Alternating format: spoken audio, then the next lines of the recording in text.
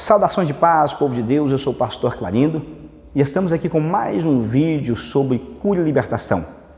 Assunto esse que é tão abordado nas igrejas, porém abordado com pouca profundidade. Mas aqui eu quero trazer clareza, eu quero trazer luz ao teu entendimento sobre esse assunto. Quando falamos de libertação, nós não estamos falando apenas de expulsão de demônios. A libertação tem a expulsão de demônios, tem a cura da alma, tem a libertação das situações espirituais, mas também tem a libertação das questões emocionais. Nós fizemos um processo de libertação com uma senhora, uma moça, uma mulher, por volta dos 30 anos, e nesse processo ela nos relatou algo incrível, mas eu quero te contar daqui a pouco. Antes de continuarmos o vídeo, vai lá no meu canal do YouTube, inscreva-se lá, o nome é Pastor Clarindo Cruz. Inscreva-se no meu canal, ative o sininho das notificações e deixe o seu like lá. E se possível for, compartilhe esse vídeo com alguém, pode trazer luz ao coração de alguém. Essa pessoa que nós fizemos o processo de libertação nos relatou que um dos milagres, e que para ela foi o maior milagre que Deus fez na vida dela, naquele processo de libertação e cura, foi a restituição da alegria. Olha para você ver que coisa interessante. Ela tem marido, filhos, família, convive bem com a família, convivia bem com a família, convivia bem na sociedade, convivia bem com a família, mas ninguém sabia. Não havia alegria no coração dela, não havia alegria pela vida, não havia alegria de viver no coração dela. Muitas pessoas estão assim, elas sorriem, elas abraçam, convivem bem com as pessoas, mas o coração não está bem, está mal, a alma está mal, está dilacerada, né? A alma está dilacerada. Isso não é culpa sua, talvez você nunca passou por uma situação, talvez você nunca esteve diante de alguém que pudesse de fato resolver o seu problema.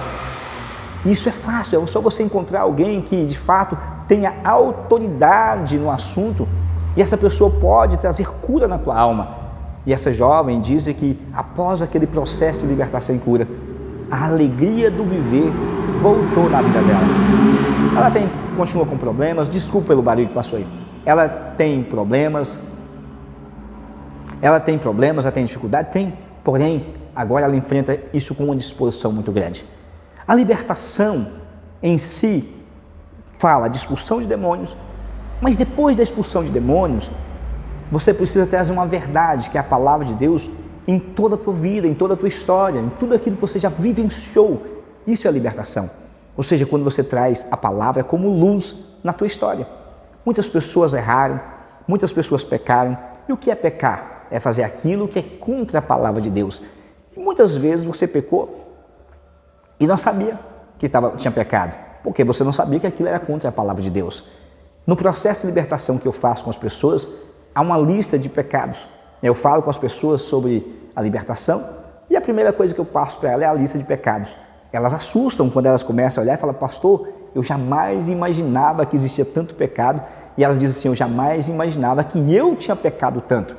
Pessoas que às vezes estão com 20, 30 anos na igreja, elas olham para aquela lista, elas identificam pecados que elas cometeram, situações que elas viveram, que elas não sabiam que aquilo era contrário à verdade de Deus. E elas não sabiam que aquilo era agravante diante de Deus, e elas descobrem que aquelas coisas que elas viveram, ou praticaram, ou sofreram, estavam aprisionando elas em algum lugar, no mundo espiritual ou na alma delas. Uma certa feita, eu fiquei sabendo de uma parente da minha esposa que estava prestes a fazer uma cirurgia para colocar um marca-passo no coração. Eu disse para minha esposa: pede a ela para me ligar, eu quero orar com ela. Jesus me deu os dons de curar e há muitas testemunhas daquilo que Jesus fez através da minha vida, de muitas curas. E eu pensei no meu coração e falei com minha esposa: Jesus pode curar o coração dela. Ela pode ser mais uma que vai testificar da cura. E ela me ligou. E a ideia seria orar por ela e pedir a Jesus que curasse o coração dela para que ela não passasse pelo aquele processo cirúrgico. E quando nós começamos a conversar do que estava acontecendo com a vida dela e tal, o Espírito Santo me direcionou a uma ação. Eu perguntei para ela o que aconteceu, mas eu perguntei para ela o que estava acontecendo diante de alguns relatos que ela me deu. E aquilo aguçou a ação do Espírito Santo em mim. E eu perguntei para ela o que aconteceu e ela me contou a história dela. No que ela me contou a história dela, na verdade, desde quando a vida dela se tornou um caos. E ela disse que ela tinha um marido, ela amava esse marido e o marido dela faleceu, né? Aprove Jesus recolheu o marido dela. Porém, ela, por ser apaixonada por aquele marido, ela não soube lidar com aquela perca. E quando ela estava no cemitério, diante daquela situação de dor, de perca, de angústia, que seria sepultar aquele corpo, que era o marido dela, e ela jamais veria aquele corpo, por algum motivo, a alma dela ficou aprisionada ali, naquela cena, naquele cemitério.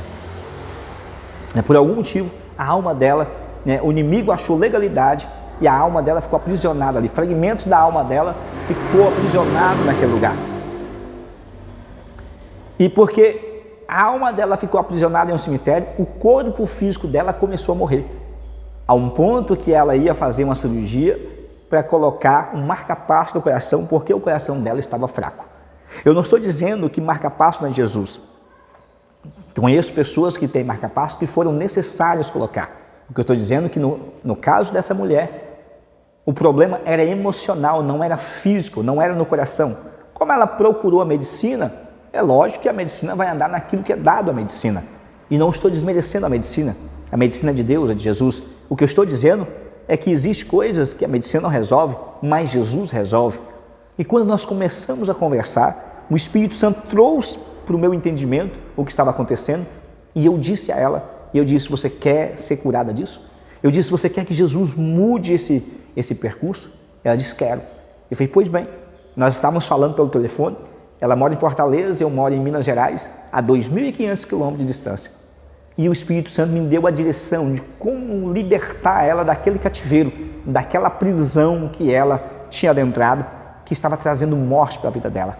No momento que começamos a orar, um choro incontínuo tomou conta dela e eu disse, meu Jesus, e agora? Ela está com o coração fraco. Essas emoções aflorou. Eu falei, Senhor, socorre essa mulher. Eu falei, não tem ninguém lá, se ela passar mal, se ela der... Não, olha a incredulidade entrando no meu coração. Mas Jesus estava na causa. Nós ministramos a libertação.